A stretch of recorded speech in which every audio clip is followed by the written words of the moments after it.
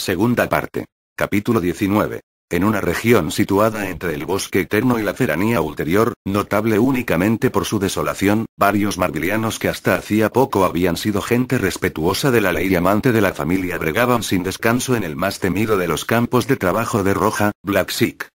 Por haber incurrido en la desaprobación de la reina, trabajaban en naves industriales sin ventilación 17 horas al día y sustentándose a base de agua e infrarroz, un alimento muy popular entre los pobres porque cada grano se hinchaba en el estómago, de manera que quien lo ingería se sentía saciado.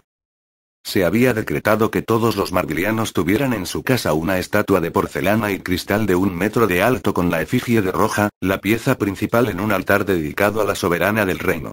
Las inspecciones realizadas sin previo aviso por soldados de Roja no eran infrecuentes. Todo aquel que incumpliese el decreto o que no mantuviese su estatua inmaculada daba con sus huesos en Black Seek, donde en un toque de ironía que complacía a Roja los obligaban a dejarse la piel fabricando esas estatuas. Sin embargo, aquella noche algo no iba bien. La producción de estatuas se había visto interrumpida por un ataque de los rebeldes.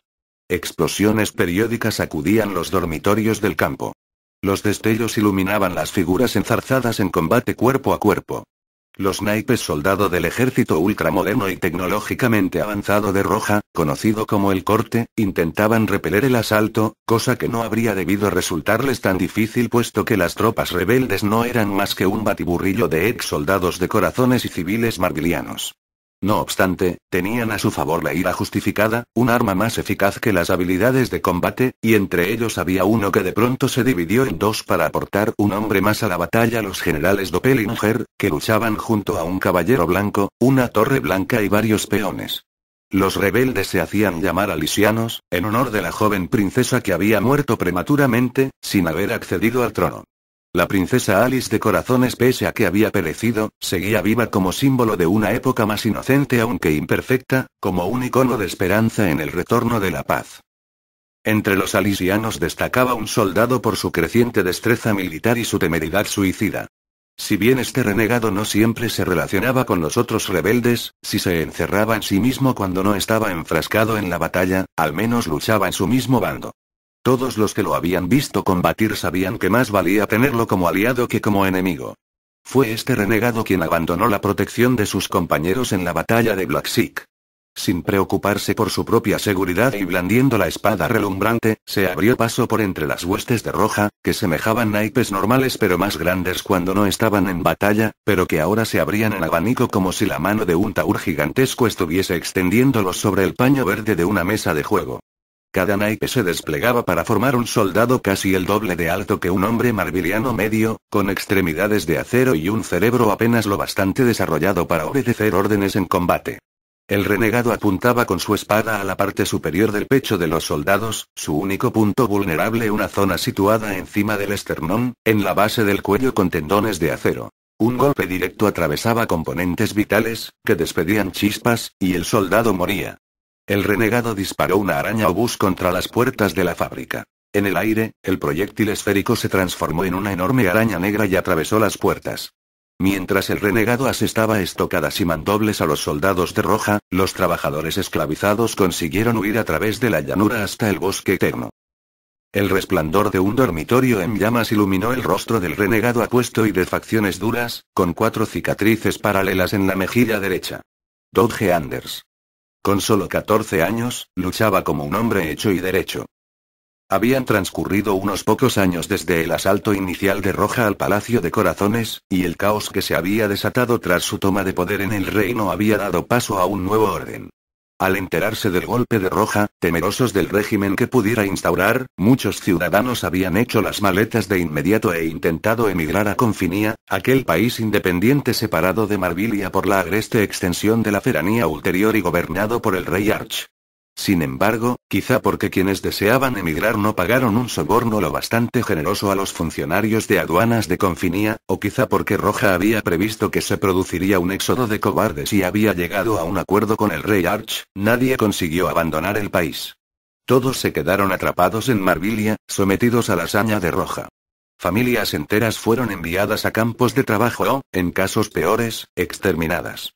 Otros, que no habían intentado huir del país pero que se oponían al reinado de Roja, se enteraron de la existencia de los alisianos y renunciaron a la vida normal para unirse a la resistencia. Roja decidió gobernar el reino desde su fortaleza del Monte Solitario.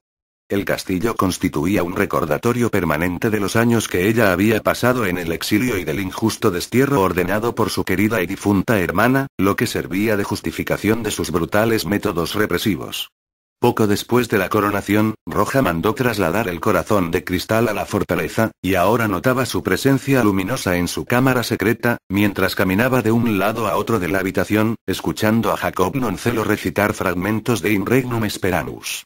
Ella estaba reescribiendo el libro con la ayuda del preceptor, que hacía las veces de secretario. El reino siempre había sido una tierra de ingenuidad y optimismo, leyó Jacob. Era como si estuviese regido por niños y niñas. Por niños, corrigió Roja. Por niños que aún no habían dejado de lado sus juguetes infantiles para afrontar la dura realidad del universo. Bien, dijo Roja. Seguimos.